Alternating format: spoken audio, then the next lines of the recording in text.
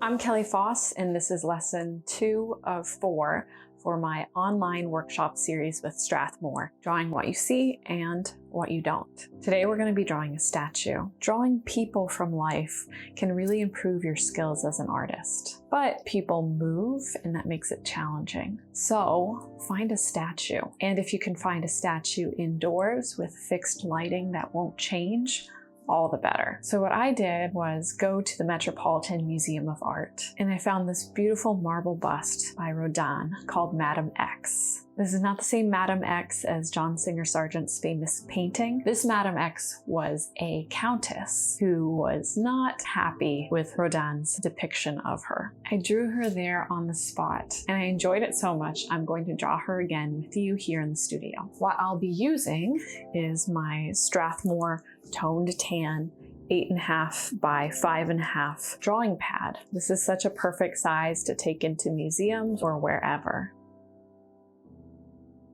I use this little shot glass for my pencil shavings and of course a sharpener. I'm going to be using 2 of the different Lyra erasers, the white one and the kneaded one. Mostly we're going to be using the Lyra Art and Design 6B graphite pencil. Then the Lyra Rembrandt Extra Dark Carbon 2B. Going somewhere like a museum on the spot, it's easier to have a pencil like this white pastel pencil. But since I'm in the studio here, I'm going to use this hard pastel by Lyra. I of course love my Princeton cake brush to wipe away eraser peels, and then a touch of tissue. Well, let's get going. Using a sharp 6B, I'm beginning the block-in process, using just straight lines, looking for that overall outside shape. You might have noticed that I'm holding my pencil in a side hold, also known as a cigar hold, which allows me to have more of the broad side of the graphite hit the paper.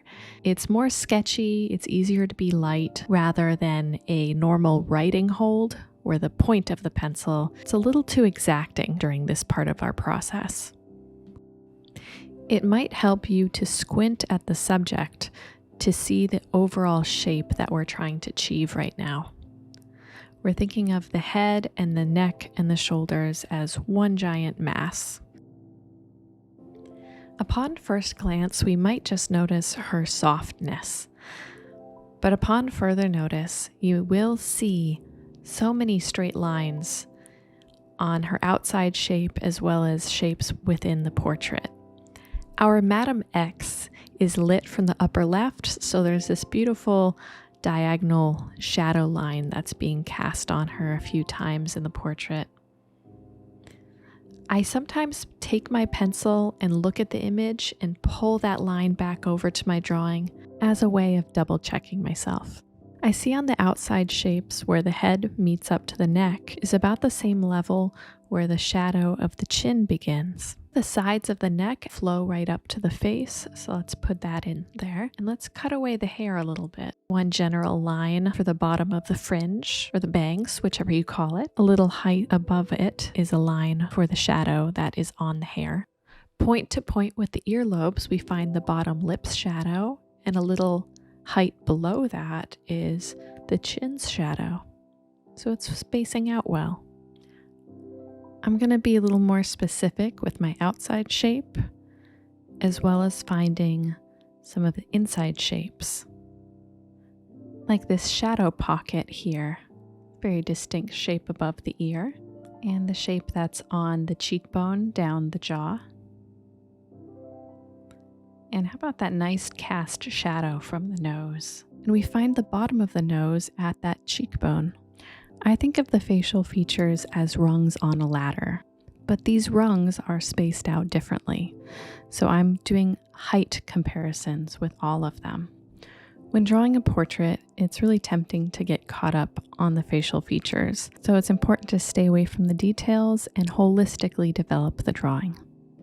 From this kind of centralized nub on her head, I see how her bangs slide off. Nice little angle there. I'm still maintaining her blockiness, especially right here.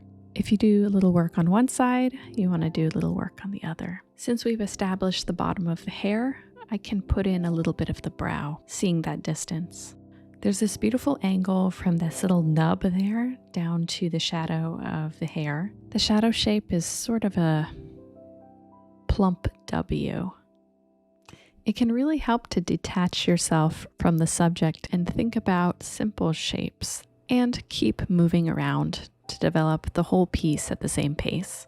Not only am I looking for obvious line alignment like this face to neck, but less obvious ones like this, which can help inform me if I've put the shoulder too high. I'm checking the shoulder to hair on the other side and adding a transition tilt on both sides. So the neck is looking good. The whole piece is feeling good for us to go forward. This well-lit marble bust has a real softness to her features, but the more distinct moments are the shadow shapes. So let's really make sure that we get those investigated. If you try to find a statue to draw near you, I'll tell you it's easier to draw a marble, cement, plaster type statue, something that is lighter, if you are drawing on white or tan paper. Because if your subject is light and your paper is light, most of your work is already done. And you'll see that as we go farther on this piece here. Right now I'm adding a little more context within the shadow, as well as making sure that we have the features set in place. Create these fun little pockets of shadow in the hair on this side, as well as this fun little ear shape peeking out there. Right now, I'm kind of cleaning up my drawing. You'll see I'm double checking my lines, as well as doing some mass comparisons, like from nose to chin is a similar distance from chin to clavicle heads. Just finding that anatomy point is helpful on a portrait. And especially this one, because the clavicle heads, also known as the neck pit, is where we'll see some real shine on this statue. Now is the time to check and double check our findings.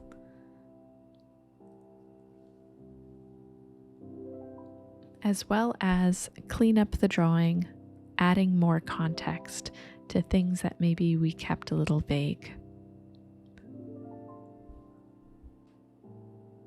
It's kind of funny, sometimes you'll see my pencil move around and not make a mark, and it's because I think a lot while hovering my pencil. While the block-in was sketchy, I am now tightening up my drawing, being more descriptive. It's like creating a coloring book that has yet to be filled in. I'm still finding fun line alignments, as well as keeping the face symmetrical. Though it is not mirror image, especially since our Madam X is lit very brightly from the left. Now, this is an area that is really worth your time investigating, how the shadow is being cast on the lips and wrapping around, as well as continuing casting over the form of the chin. Now taking that same time and attention to observe and more delicately draw how that upper left light is hitting on each of the features of the face. Ready for some fun? Let's grab a piece of tissue and do a fog out, really focusing on the shadow spaces. Then grabbing our white eraser and erasing only the lightmost facing planes of the hair, the face, the shoulders, and chest, using the corners to be more precise. If you've ever by mistake spat on your drawing because you were trying to blow away the eraser peels, please get yourself one of these Princeton brushes. Remember to sharpen your pencils often. Back with the 6B, I'm finding the deeper shadow shapes. You'll see in the photograph that within the shadow, there are those darker moments, such as the hair shadow, the downward facing plane of the nose, the terminator line on the chin, a little bit of the inner ear, Squinting at your subject can help you see the hierarchy of values. So I can see here in the hair shadow that I can go stronger with my value. Really make these two sections into nice graphic shapes.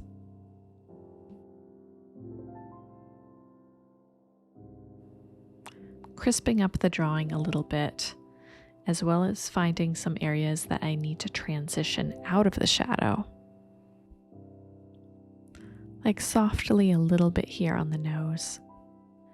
Now remember, to be descriptive doesn't mean to be dark. So I can be quite exacting in my line work, but I don't have to push it really hard. Sometimes the most subtle moments are the best received.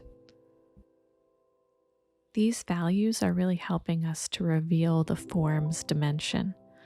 Let's add a little more darkness under the head here, right on the neck. Kind of have it transition. It's not like one solid block of darkness.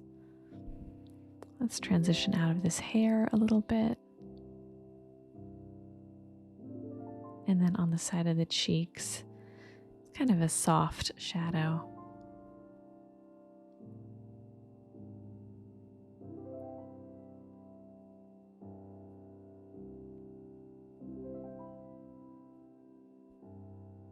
Okay, just gonna touch a little bit in the shadow with the tissue and do one final cleanup of the face, erasing only the lightmost facing planes, leaving that nice soft graphite shadow to light transition value.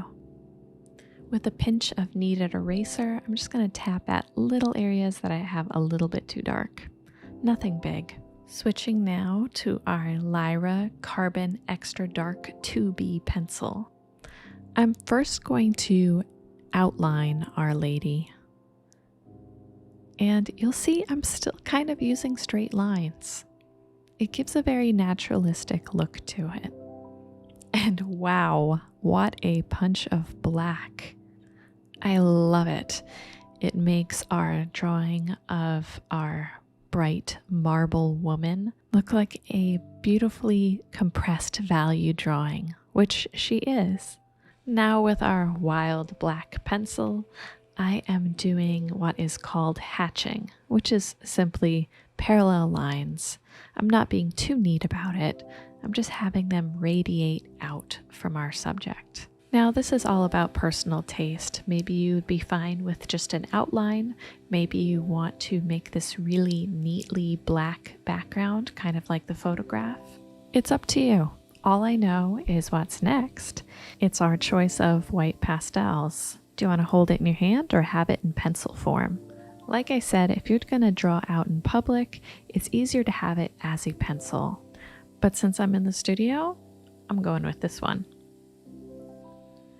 Be really selective and slow in placing out the white on your page. To remember that less is indeed more, that the paper is part of the value scale and not to touch into the graphite or carbon with the white. I start with expressing the highlights first. Observe how the left side of her face is receiving more light than the right side. So other than that little bit of highlight on the cheekbone on the right, I'm not going to be touching that much. On her chest, you'll see how the clavicle heads are really the area that's shining the most. Don't add any pastel to the tower of her neck, because in reality, it's not receiving that much light. With a pinch of clean tissue, I'm going to very delicately smush a little bit of the harshness of my white lines down.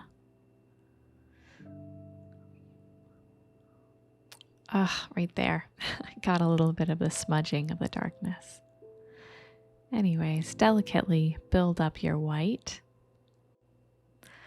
My personal preference for a nice marble bust like this is to have a scratchy background, but then make the skin appear smooth like the sculpture. but I will keep some marks more distinct, like the shine on the tip of her nose.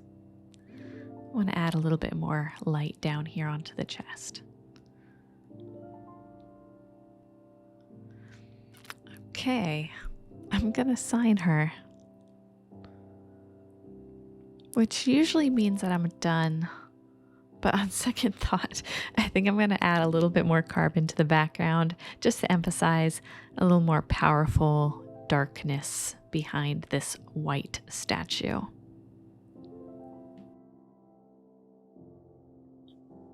Okay, so how did you do?